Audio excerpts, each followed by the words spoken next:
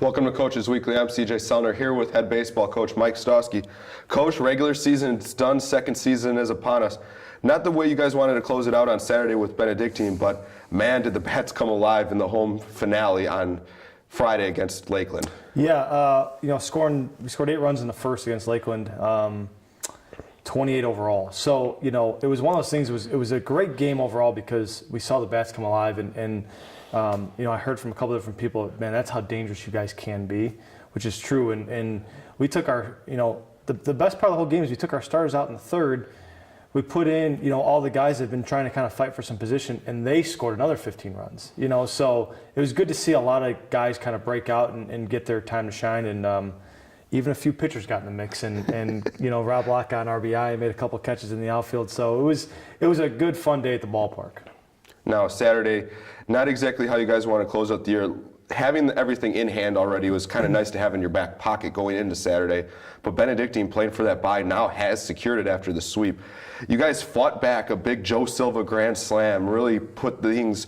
We thought that it was all going in the right direction in Game 2, but Benedictine showed under Coach Smith, they got that fight that Coach Smith really instilled in here for years. Yeah, and I sent him a message after the game. I said, your guys are ready to go. I mean, there's no doubt about it. And I said after Game 1, it felt like it was more their World Series than ours. And I told the guys I didn't want it to be our World Series, and it was tough. It wasn't. The losses weren't tough because of how we played, because I thought we actually played pretty well. I don't think we made an error in either game. We had 20-something hits in the games. The two things, we didn't make a real big pitch in Game 1 or Game 2. We just didn't make a real big pitch when we needed to. And it wasn't that we lost, it's how we lost. Anytime you lose on a walk-off homer in the bottom of the ninth, it doesn't matter if you're playing Benedictine or the Yankees. It's a tough loss to swallow. So, we are, obviously, I told the guys we just got to kind of erase that. We had a great regular season, 29-11, and a conference championship already.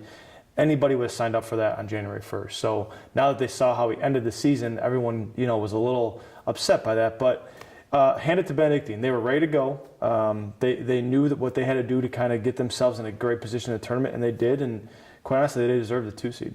Now you guys are in a great position heading into this week. #1 seed for the 4th straight year going into the conference tournament. Really good spot with a bye with the new format this year. So you guys will play the lowest remaining seed on Thursday night, which it's got to be nice that you can just sit around and wait to play a fantastic night game at a fantastic venue. So how is the preparation going so far, and how do you plan for this week? So we know we're going to either get teams 4, 5, or 6, depending on who wins. Preparation has been great. We gave the guys Sunday off, and we got back to work yesterday. We actually have practice this afternoon, and we've gotten some bullpens in early so I can work with the guys one-on-one. So a few guys, and I'm not going to name names, that have struggled over the last 2 weeks. We've gotten some things really figured out with them on the mound. So you're going to see a different pitching staff come this weekend. We've really prepared in a different way, in a really good way. And how we go moving forward, I mean, we got to win one game at a time. And I know it's cliched, but we can't really look ahead. We can't worry about who we're going to face Game 2 because we really don't know.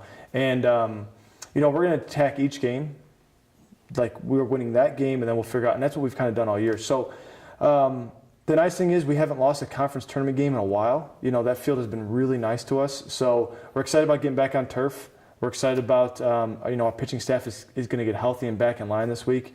And if our hitters can do just half of what they did in the conference season, I feel pretty good that we'll have a chance to win this thing. Now, one of the nice things you talked about is the familiarity with the Concordia Cougars at CU Dub, at Capco Park. You have a very young group overall when you really look at it on paper, but you have so much playoff experience playing in that park, playing in a double elimination format that I feel that no team can really match across the league. No, I mean, if you look at our lineup right now, the only guy that will have not had conference tournament experience is our leadoff hitter, Brian Van Duzer. Everybody else in the lineup, every single guy has either played in this thing 2, 3, or 4 times. So the idea of the event being too big for our guys, it's not.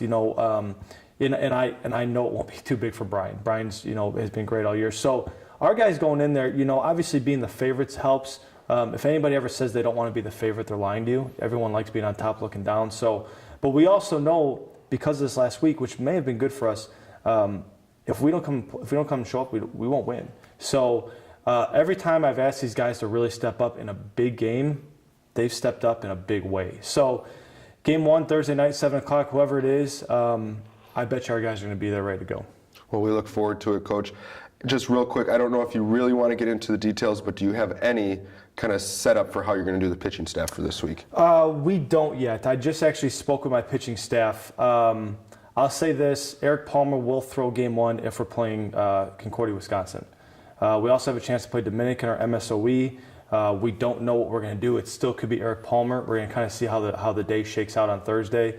But there's a chance that if we face one of those guys that we think maybe is a better matchup, we'll throw the other guy and we'll save Palmer for game 2. I know it's never, it always makes everyone a little icky when you're saving your number 1 for game 2, but I feel like we have a few number 1s. So we'll see. It's going to be one of those things where we're going to try and win the tournament. We're going to try and win the tournament, and if that's throwing, our 2, 3, or 4 in game 1, then that's what we're going to do. So our goal is to win the tournament, not to go by the book, and we haven't really gone by the book all year. So. Well, we look forward to it, Coach. Good luck this week in Mequon at Capco Park with everybody.